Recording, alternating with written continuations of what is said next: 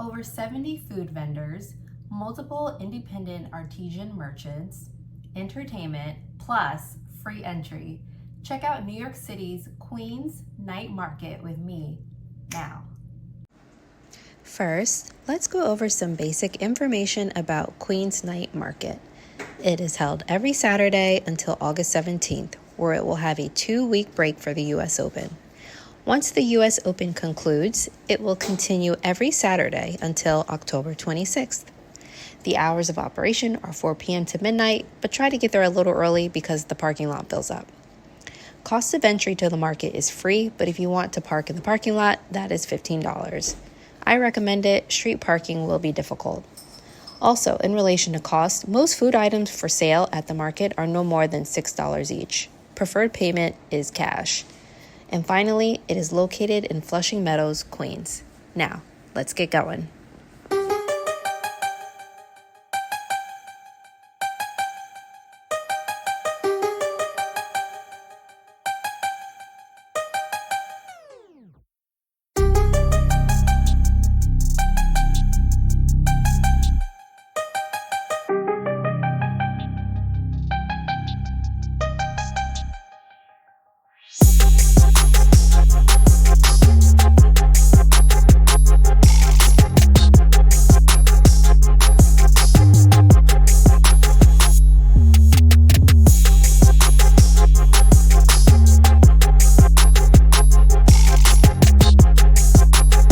New York City is comprised of 5 boroughs: Manhattan, Brooklyn, Staten Island, Queens, and the Bronx.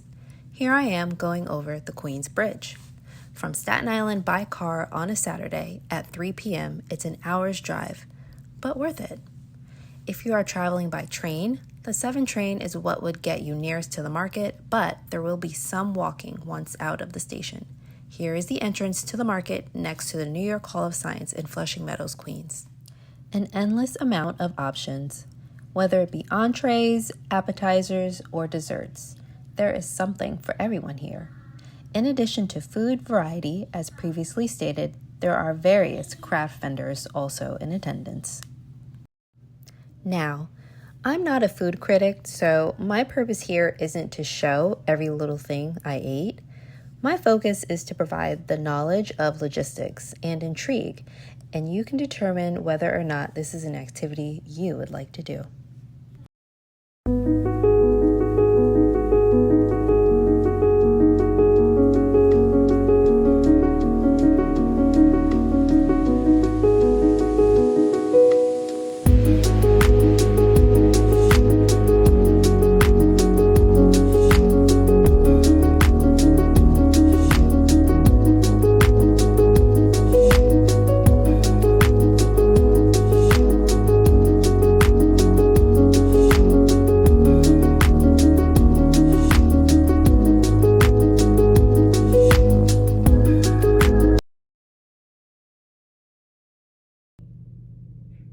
It's the next day now, and here are a few of my final thoughts.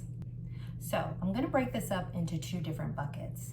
So bucket A, if you're thinking about going to the Queens Night Market with primarily adults only, I see the appeal of going more towards the evening hours. It's a fun vibe. There's music, tons of food, and it's just very lively. So I definitely get that, and had it just been myself and another adult without any kids, I can see the appeal to that. The only caveat to that is that the parking situation. So if you do decide to go later in the evening, you run the risk of not being able to find a parking spot and either A, having to circle around Queens basically to find street parking, or B, you're basically gonna wait in a line that, from what we saw, it snakes all the way out of the parking lot and down the boulevard. I mean, the line was crazy. The people were being crazy because everyone was trying to get in. So for me, I would avoid that. It's not worth it. It's not worth the aggravation, or else just pack your patience. Okay, so group B, if you're going and you have kids, definitely go, I would say early. There's a park that is right next to the Queens Night Market. So it was nice because, you know, essentially you could go for a walk, they could run around, they could blow off some steam, and then essentially once the market opens at 4 p.m., you could just go right in and get started.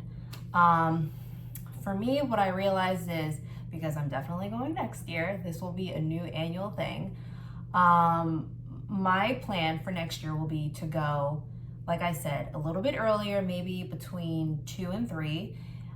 Just kind of like hang out at the park for a little bit, let them run around, let them play, you know, do whatever they want to do. And then I also plan to bring like a picnic blanket or maybe even like some lawn chairs. That's another thing that I saw. A lot of people, you know, essentially would walk around the festival and then essentially, you know, either get a seat in the grass, or there was some seating provided, but it wasn't enough for everyone.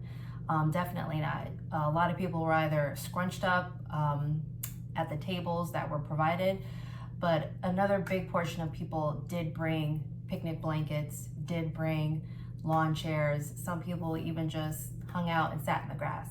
So that would be the one thing that I would do differently next year. So I hope this was helpful for you. I hope you maybe found out about a new activity to do. It's fun to like hit up the different boroughs and see, you know, what's going on. So please like this video, please subscribe, and you can catch me in my next one.